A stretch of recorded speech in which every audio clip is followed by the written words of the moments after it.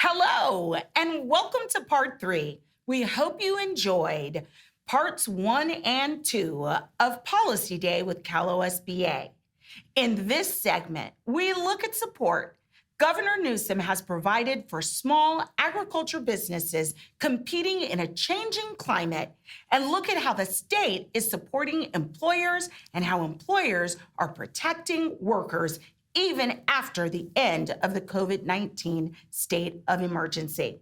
This segment also features a fireside chat with California Department of Food and Agriculture Undersecretary Christine Birdsong.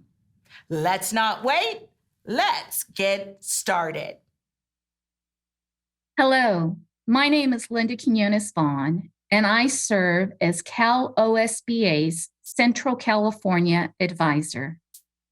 I am a farming daughter from California's heartland, the San Joaquin Valley, and I call Kern County my home.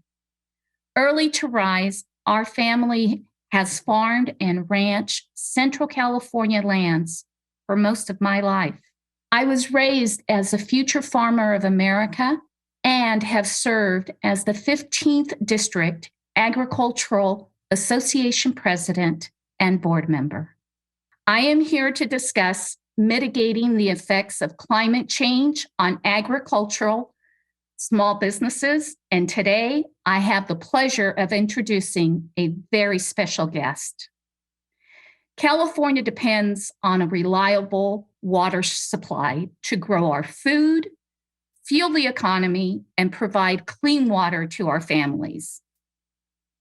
No one depends more on our water, as does our agriculture industry, which produced exports totaling $20.8 billion in 2020.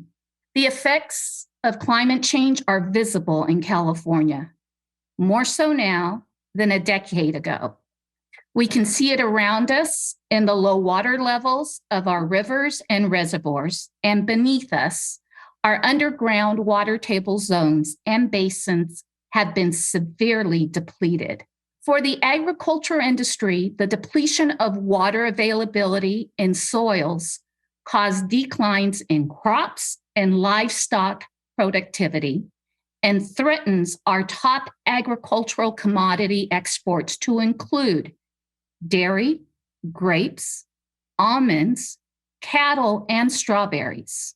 After years of dry spells, naturally, there have been misgivings over not having enough water in California. Then came December 2022 through January of this year, when California was hit by severe winter storms. In fact, it was one of the wettest periods on record in California. Yet, just 1 month earlier, in November of 2022, the drought gripped nearly the entire state. 99.5% of our state was experiencing moderate to exceptional drought readings. Historically, after years of prolonged drought, with the most intense period of the drought lasting 376 weeks from December 2011 and ending in March 2019. Unfortunately, the drought returned again in 2020. While it may seem as if California has had too much water this winter, we are still recovering from the drought. We will need several years of wet winters to replenish our water supply. This is why, in February 2023, Governor Newsom signed an executive order to protect the state's water supplies from the impacts of climate-driven weather extremes. The state has targeted investments for harnessing winter storms to boost water supplies. Governor Newsom and the legislature have committed more than $8.6 billion in the last two budget cycles to build water resiliency. This funding will achieve several goals: advance ambitious targets to build water resilience across the state, fast-track groundwater recharge projects, maximize stormwater capture, expand storage above and below ground, and modernizing infrastructure to maximize the capture of storm water runoff. The Department of Water Resources, or DWR, is now partnering with the State Water Resources Control Board in an effort to fast-track capturing the floodwaters to recharge our water ground basins. The first permit approved to accelerate groundwater recharge is for the Merced County project. And Sacramento County also received a 5-year temporary groundwater storage permit, a first. The governor's efforts to help protect the recent stormwater runoff into our reservoirs has been supported by many.